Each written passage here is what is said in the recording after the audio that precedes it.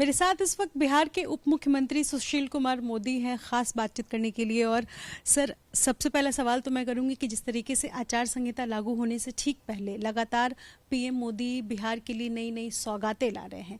विपक्ष कह रहा है कि ये सिर्फ और सिर्फ पॉलिटिकल एजेंडा है अब तक, यानी अगर पिछले 5 साल में भी अगर बात कर दे तो जिस तरीके से जो वादे किए थे एनडीए सरकार ने, हालांकि शुरुआत में तो एनडीए साथ में थी नहीं, लेकिन अगर 3 साल पहले की भी बात कर ले तो जो वादे किए वो उन वादों को पूरा नहीं कर पाए और अब अगले 5 साल के लिए टारगेट सेट कर रही है। क्या कहेंगे इस पर?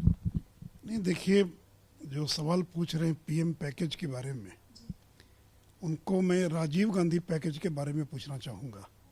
1989 के लोकसभा चुनाव में तत्कालीन प्रधानमंत्री राजीव गांधी बिहार आए थे और 5,700 करोड़ का पैकेज की उन्होंने घोषणा की थी। चुनाव हार गए, उसके बाद भूल गए। कांग्रेसियों को, राजद के लोगों को याद भी नहीं कि राजीव गांधी पैकेज क्या था।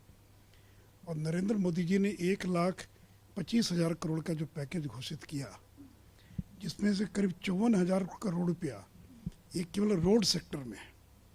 और ये केवल शिलान्यास नहीं था। पिछले दिनों के अंदर अभी तक करीब 75 योजनाओं की स्वीकृति हुई है, जिसमें 13 योजना पूर्ण हो चुकी है। 38 से ज़्यादा योजना जिस पर काम चल रहा है।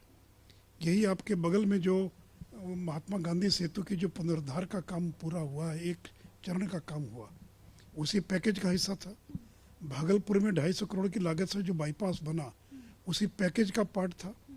ये आपके बगल में कोइलवर नदी पर जो पुल है, उसके बगल में 125 साल के बाद और नया पुल बनकर तैयार हो गया। उसका 3 लेन लगभग तैयार है, किसी दिन उद्घाटन हो जाएगा। ये किसकी देन है? उसी पैकेज का पार्ट है। तो ये जो पीएम का जो पैकेज था, उस पैकेज के एक एक सेक्टर पर काम चल रहा है। केवल पर्यटन जो टूरिज्म था, उस पर 600 करोड़ का प्रावधान किया गया था।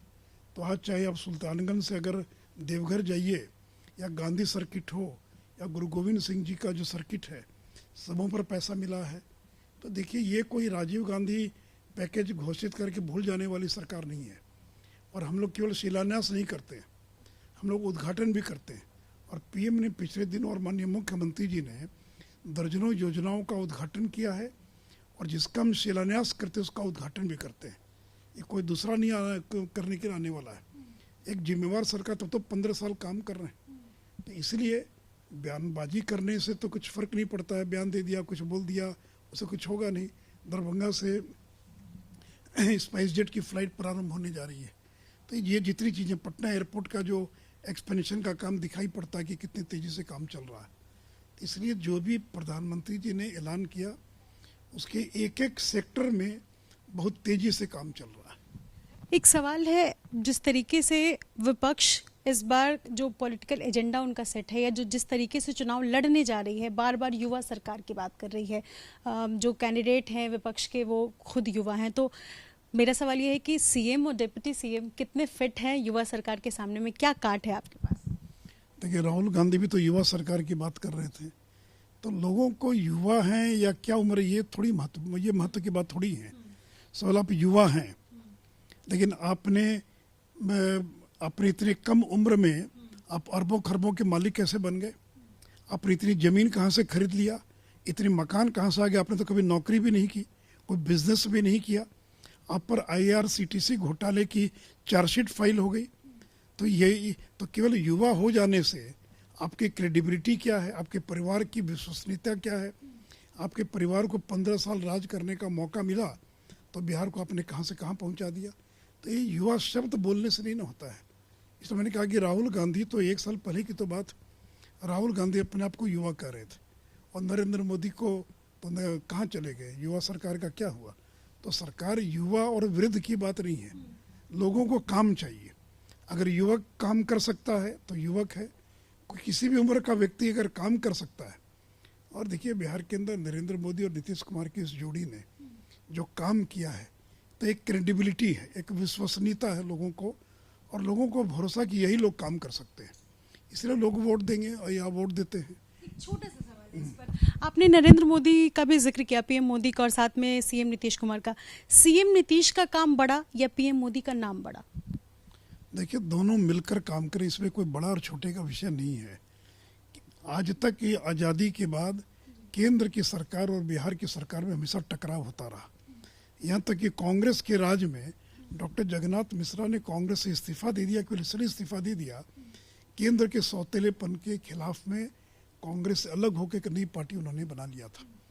ये पहला मौका है आज़ादी के बाद जब केंद्र इतनी मदद कर रहा है बिहार के विकास के लिए, और आज उसी का परिचय, वो मेडिकल कॉलेजेस का मामला हो, इंजीनियरिंग कॉलेजेस का मामला हो, संस्थानों का मामला हो, पैकेज का मामला हो, पैकेज के बाहर भी आखिर बिहार के अंदर जो 15 लाख से ज़्यादा लोग जो ट्रेनों के अंदर आए, तो केंद्र की सरकार ने तो ट्रेनों का इंतजाम किया, मुफ्त में कोई टिकट नहीं देना पड़ा, और करीब 21 लाख से ज़्यादा लोगों को नरेंद्र मोदी की सरकार ने अपने घरों तक पहुंचा दिया।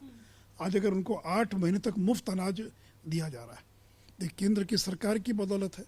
तो अब कोई श्रेय लेने की होड़ नहीं है, मैं बड़ा कि मैं बड़ा, दोनों मिलकर काम कर रहे हैं, और इसलिए कोई टकराहट नहीं है, कोई स्पर्धा नहीं है। केंद्र राज्य दोनों मिलकर राज्य के विकास के लिए काम कर रहे हैं। आपने ट्रेनों का जिक्र किया सर, लोग कह रहे हैं हमें रोजगार नहीं मिला, विपक्ष ने बेरोजगारी हटाओ अभी अभियान भी चलाया है, लालटेन भी जलाया है इन चीज़ों को लेकर, तो बेरोजगारी अभी भी बिहार के लिए मुद्दा है। और साथ साथ मैं इसमें पलायन भी जोड़ना चाहूँगी, पलायन का मुद्दा भी जो उसको लेकर के भी इस बार चूंकि लॉकडाउन में जो हमने सबने तस्वीरें देखी, जो तमाम मजदूर बिहार आए, फिर उनको जाने को लेकर जो सियासत हुआ, तो रोजगार के साथ साथ पलायन भी एक मुद्दा है। इस पर क्या प्रतिक्रिया रहेगी आपकी? नहीं, ये बताइए कि केरल के लोग बाहर क्यों जाते हैं? केरल तो बिहार की तुलना में बहुत विकसित राज्य है।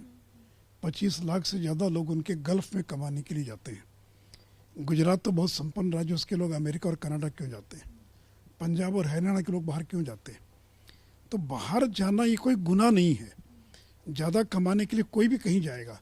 अच्छी पढ़ाई करने के लोग अमेरिका जाते हैं, दिल्ली जाते हैं, बेंगलोर जाते हैं, कहीं कोई जाएगा। तो ये पूरा देश जो है ये एक है, तो कोई कहीं जाकर कमा सकता है और कोई कहीं जाकर जो है, इसलिए ये पलायन नहीं है। पलायन कहते हैं कि भय के कारण छोड़ कर चले गए, घर छोड़कर निकल गए, पलायन है। ये तो बेहतर रोजगार की तलाश में लोग बाहर जाते हैं। अगर आज उनको दिल्ली में अगर 1000 रुपया प्रतिदिन की मजदूरी मिल रही है, तो कोई व्यक्ति दूसरे शहर में क्यों जाएगा जहाँ उसको 700 रुपया मिल रहा होगा? इसलिए, और बिहार के लोग इंटरप्राइजिंग हैं, इसलिए कहीं भी अगर बेहतर अवसर मिलता है, रोजगार मिलता, तो लोग जाते हैं। और देखिए, जो माइग्रेंट लोग आए यहाँ पर, इतने खुश है वो। आज माइग्रेंट कोई मुद्दा है क्या? आपने कोई बयान देखा विपक्ष का? कोरोना मुद्दा खत्म हो गया, माइग्रेंट मुद्दा खत्म हो गया, जो बाढ़ का मुद्दा खत्म हो गया, बिजली का मुद्दा खत्म हो गया, सड़क का मुद्दा खत्म हो गया, पानी का मुद्दा खत्म हो गया। कोई बताए विपक्ष ने पिछले 1 महीने में एक बार भी बिजली के बारे में कोई बयान दिया? जबकि हर चुनाव के अंदर बिजली, सड़क, पानी एक बड़ा मुद्दा रहा करता है। तो बिजली कोई मुद्दा नहीं, सड़क कोई मुद्दा नहीं, कोरोना का मुद्दा बना रहे थे, सारे बेड खाली पड़े हैं, मरीज नहीं है पीएमसीएच और एम्स और बाकी के अंदर। जो माइग्रेंट लेबर हैं, इतना उनको अनाज मिला है कि 6 महीने तक आराम से बैठकर खा सकते हैं। तो इसलिए देखिए, जो भी मुद्दा बनाने का इन्होंने प्रयास किया, ये प्रोएक्टिव सरकार है, संवेदनशील सरकार है, जनता की समस्याओं को हम समझते हैं, जानते हैं। तो केवल युवा बोल देने से, और कोई कल और कम उम्र का आएगा कहे कि मुझे मौका दीजिए, मैं उनसे कम उम्र का हूँ, तो उम्र से थोड़ी होता है। आप पर भ्रष्टाचार के केवल आरोप नहीं है, आपकी 20 से ज़्यादा संपत्ति को सीबीआई ने जब्त कर रखा है। हिम्मत है तो जवाब दें उसके बारे में कि आपका जो मॉल बन रहा था, 1000 करोड़ रुपये से ज़्यादा का जो मॉल, उसकी ज़मीन को सीबीआई ने क्यों जब्त कर रखा है? आपकी बाकी प्रॉपर्टीज़ को क्या जब्त कर रखा है? तो इसलिए केवल युवा बोल देंगे और भारी करप्ट हैं, भ्रष्ट हैं, और सुधरने की कोई गुंजाइश नहीं है। वही पुरानी घिसी पिटी बातें जो हैं कि लालू जी, मैं लालूवाद के लिए लड़ रहा हूँ। तो ये तो बिहार में लालूवाद और विकासवाद के बीच लड़ाई है, तो लोगों को तय करना है कि वो क्या चाहते हैं। अच्छा, लालू यादव अगर जेल से बाहर होते अभी, तो आप लोगों के लिए यानी एनडीए के लिए कितना मुश्किल होता चुनाव लड़ना, या मुश्किल होता भी क्या? देखिए, 2010 में भी लालू यादव जेल के बाहर थे, उसमें 22 सीट पर पहुंच गए थे वो। तो इसलिए भीतर और बाहर से क्या फ़र्क पड़ता है? उसे कोई थोड़ी फ़र्क पड़ता है।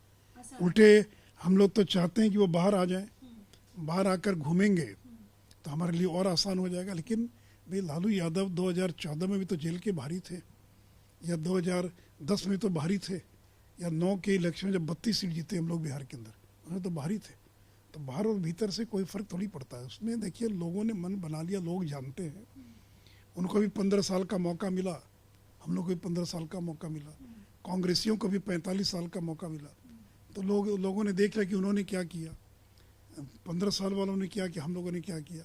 तो लोग बहुत जागरूक हैं, लोगों को कोई भ्रमित नहीं कर सकता है।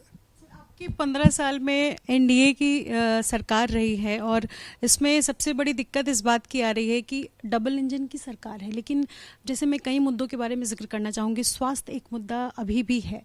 पीएमसीएच में कई बार डॉक्टर्स ने मास्क को लेकर के हड़ताल किया। डॉक्टर्स का कहना था कि हमें मास्क पेशेंट से मंगवाना पड़ रहा है। तो जब डबल इंजन की सरकार है तब स्वास्थ्य एक मुद्दा है जो अभी भी गंभीर मुद्दा बना हुआ है, उसके लिए क्या कोशिश रहेगी? आप जो मास्क की बात करें वो 2 महीना पुरानी बात है। उसमें पूरे देश के अंदर मास्क का क्राइसिस था। ये पीपी किट हिंदुस्तान में बनता ही नहीं था।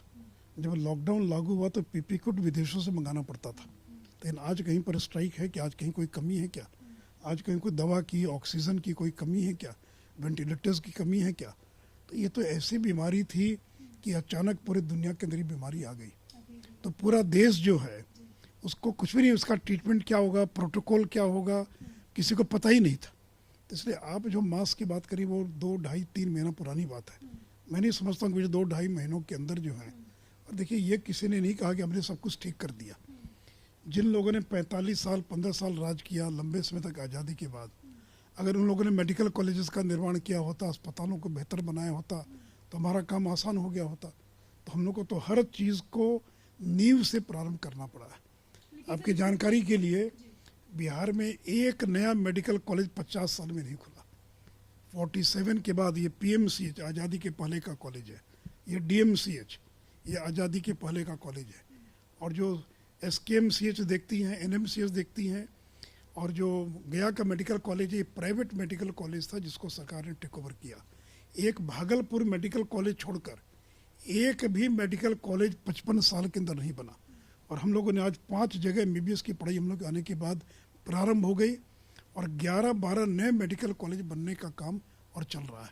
तो इसलिए जवाब तो उनको देना पड़ेगा ना, आपने क्यों नहीं एक मेडिकल कॉलेज खोला, एक इंजीनियरिंग कॉलेज खोला? क्या बता दीजिए आप, 50 साल के अंदर बिहार के अंदर केवल 2 इंजीनियरिंग कॉलेज था।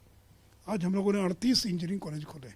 तो अगर जिन लोगों को कांग्रेस राजद को जिनको 55 साल मौका मिला मिलजुल कर, अगर उन्होंने इंजीनियरिंग कॉलेज खोल दिया होता तो हम और आगे बिहार का विकास करते जो, तो इसका जवाब तो उनको देना पड़ेगा ना। लेकिन आपके 15 साल में जो पुराने अस्पताल खुले हुए हैं उनकी हालत सही नहीं है। जैसे मैं दरभंगा मेडिकल कॉलेज की बात कर लूँ, उसकी हालत सबसे जर्जर है। हमने कई बार रिपोर्ट्स दिखाई है। मैं सहरसा सदर अस्पताल की बात करूँगी, बैट्स, चमगादड़ जो है वो सीलिंग पर लटक रहे होते। तो स्वास्थ्य व्यवस्था जो है, मैंने इसीलिए इस सवाल को दोबारा दोहराया है, स्वास्थ्य व्यवस्था को अभी भी ठीक करने में वक्त लगेगा। तो ये 15 साल जो आपका रहा है, जो एनडीए का रहा है, उसमें स्वास्थ्य व्यवस्था को सही करने के लिए क्या कुछ किया गया? देखिए 15 साल में क्या 50 साल का रोग दूर हो सकता है क्या?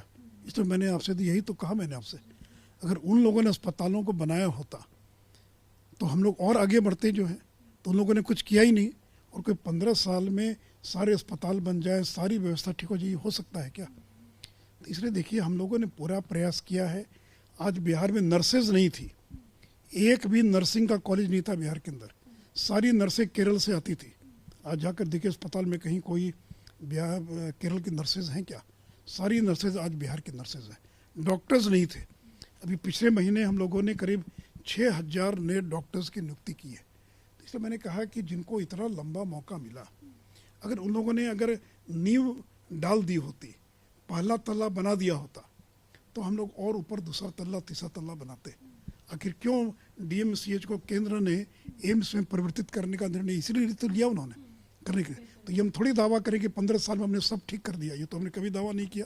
लेकिन हम ये दावा करते हैं कि सड़कों को हमने ठीक कर दिया, हम ये दावा करते हैं कि घर घर हमने पीने का पानी पहुंचा दिया, हम ये दावा करते हैं कि बिजली हमने घर घर पहुंचा दी। ये हमने कभी नहीं दावा किया।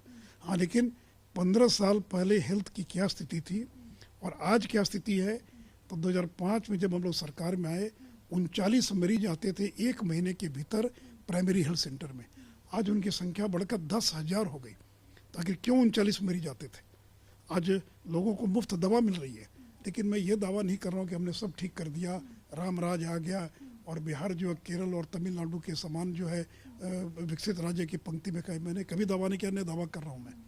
लेकिन जिन चीज़ों में हमने दावा किया, मैंने कहा कि बताएं वो इन चीज़ों के अंदर। और आज और एक चुनौती के रूप में लिया हम लोगों ने कोरोना को।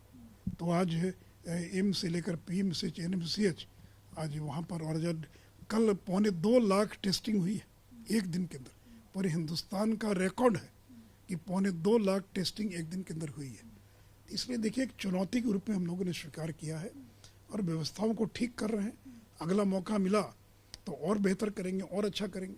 अगला सवाल मेरा रघुवंश बाबू पर है। जिस तरीके से अपने मृत्यु के आखिरी कुछ दिनों में उन्होंने चिट्ठियाँ लिखी सीएम नीतीश कुमार के नाम, या आखिरी चिट्ठी उनकी जो वायरल हुई थी उसमें उन्होंने ये कहा था कि मुझे माफ़ कर दीजिए, जो उन्होंने राजद सुप्रीमो लालू प्रसाद यादव के नाम लिखा। विपक्ष कह रही है कि उनकी मौत पर सियासत एनडीए कर रही है, बीजेपी कर रही है। रघुवंश बाबू की जिस तरीके से मौत हुई, आपको लगता है कि विपक्ष के सवाल का जवाब दिया जा सकता है, या आप इस बात को, मतलब सियासत को लेकर के क्या कहेंगे?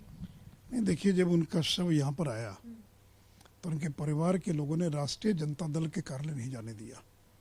एयरपोर्ट पर, नहीं लगता नहीं हुआ, एयरपोर्ट पर बहस हुई।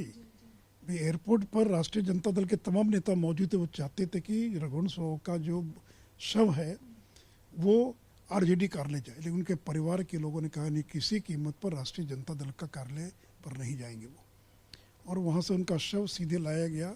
ऐसा क्यों हुआ सर कि परिवार इस तरीके से? तो वो तो आप ज़्यादा जानिए, आप रोज़ दिखा रही हैं कि रघुवंश बाबू अपने अंतिम दिनों में कितना अपमानित महसूस कर रहे थे और उनको पत्र लिखना पड़ा। अब उस पत्र के बारे में भी कह रहे हैं कि वो फर्जी है। अगर फर्जी तो उनका बेटा जवाब देगा ना कि फर्जी है कि जेन्युइन पत्र है। तो रघुवंश बाबू जैसे व्यक्ति को अपने जीवन के अंतिम दिनों के अंदर राष्ट्रीय जनता दल से इस्तीफा देना पड़ा, इसका मतलब कितनी घुटन महसूस करते थे, किस तरह की स्थिति थी राष्ट्रीय जनता दल के भीतर। ये दर्शाता है कि उन्होंने लालू यादव की भी बात को मानने से इनकार कर दिया। तो इसलिए राष्ट्रीय जनता दल के भीतर क्या चल रहा है, इसका जीता जागता उदाहरण रघुवंश बाबू है। चुनाव का सवाल मैं एक करना चाहूँगी कि जिस तरीके से बिहार में लगातार जब बीजेपी चुनाव लड़ी है जेडीयू के साथ, तो बीजेपी ने छोटे भाई का रोल प्ले किया है। ऐसा कब, जबकि बाकी राज्यों में देख लीजिए, अगर महाराष्ट्र में बात करें, जब भी चुनाव लड़ा है बीजेपी ने साथ में, तो बीजेपी बड़े भाई का रोल प्ले किया है। या हरियाणा में बीजेपी बड़े भाई का रोल प्ले करती है, बिहार में बीजेपी बड़े भाई का रोल कब प्ले करेगी? देखिए, ये कोई बड़े भाई छोटे भाई का सवाल नहीं है। नीतीश जी मुख्यमंत्री हैं बिहार के, हमसे ज़्यादा सीट है उनके पास, तो सही कि बड़ा भाई तो वही ना होंगे। उनके पास 70 सीट है, हमारे पास 54 सीट है। और केंद्र ने ये निर्णय लिया है कि पहले भी वो मुख्यमंत्री थे बिहार के, अलायंस के वो मुख्यमंत्री के उम्मीदवार हैं, और कल अलायंस जीतेगा तो वो फिर बिहार के मुख्यमंत्री बनेंगे। तो इसलिए छोटा भाई बड़ा भाई वगैरह कोई विषय नहीं। हमसे उम्र में भी 2 साल बड़े हैं वो, उस महीने भी हमसे बड़े हैं वो, सीटों की संख्या भी उनकी हमसे ज़्यादा है। तो इसलिए यह विषय नहीं है। बहुत अच्छी अंडरस्टैंडिंग है बीजेपी और जेडीयू के अंतर्गत, और हम लोग मिलजुल कर सारा काम करते हैं। इसलिए कौन छोटा कौन बड़ा कौन मझला, ये सब कोई मुद्दा नहीं। एक कदम आगे आप क्यों नहीं बढ़ना चाहते सर? क्यों नहीं सुशील मोदी जो है उनको प्रोजेक्ट किया जाए सीएम पद के लिए? क्या कहेंगे? ये आप निर्णय करेंगे कि पार्टी निर्णय करेगी? ये कोई मीडिया थोड़ी निर्णय करेगा कि किसको आगे बढ़ना। ये तो पार्टी ने सारी चीज़ों को परख कर बाकी करके, भाई मुख्यमंत्री नीतीश कुमार हैं तो दूसरा कैसे आगे जा सकता है? भाई मुख्यमंत्री तो वही रहेंगे ना। और नीतीश कुमार कोई वो निर्वाचित मुख्यमंत्री है। एक होता है किसी पार्टी को बहुमत मिला, और बहुमत मिलने के बाद पार्टी मुख्यमंत्री का चयन करती है। तो नीतीश कुमार चयनित मुख्यमंत्री नहीं है। उनके चेहरे को आगे रखकर लगातार पार्टी चुनाव लड़ती रही है। और आज तो आरजेडी का जो चेहरा था हम लोग के साथ आ गया।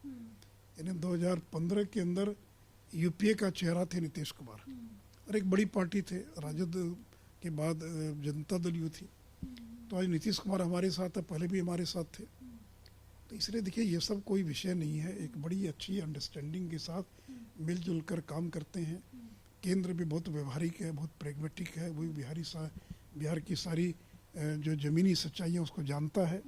इसलिए मिलजुल कर हम लोगों ने, और कोई मीडिया के आधार पर हम कोई निर्णय नहीं करते। हम अपनी ज़मीनी स्थितियों को देखकर जान करके और हम निर्णय करते हैं। आखिरी सवाल है, एनडीए में कौन, जीतन राम मांझी की पार्टी या चिराग पासवान की पार्टी? बिहार एनडीए में किसको, दोनों को हिस्सा माना जाए या मांझी को सिर्फ माना जाए? क्योंकि जिस तरीके से चिराग पासवान को लेकर के जो बातें चल रही हैं, एक क्लियर पिक्चर तो आनी चाहिए। नहीं, देखिए, मुझे तो पूरा विश्वास है कि लोक जनशक्ति पार्टी इसी अलायंस में थी, इसी अलायंस में रहेगी, और हम लोग मिलकर चुनाव लड़ेंगे। मांझी जी भी रहेंगे, चिराग पासवान की पार्टी भी रहेगी, जनता दल भी है, बीजेपी भी है। हम लोग सब मिलकर अगला विधानसभा का चुनाव लड़ेंगे। बहुत बहुत शुक्रिया सर से बातचीत करने के लिए, वक्त देने के लिए। तो जाहिर सी बात है, जिस तरीके से सुशील मोदी ने बिल्कुल बेबाक अंदाज में कहा कि राम राज्य का वादा नहीं किया है, लेकिन जो भी वादे एनडीए की तरफ से किए गए हैं, एनडीए उन उम्मीदों पर खरी उतरी है, जबकि विपक्ष के सामने कई सवाल है। और चुनाव में भी एक बड़ा दमखम के साथ सुशील मोदी इस बार वादा कर रहे हैं और इसके साथ साथ ये भी कह रहे हैं कि इस बार एनडीए की सरकार एक बार फिर बनेगी। कैमरा पर्सन विशाल राय के साथ निधिश्री, एबीपी न्यूज़, पटना।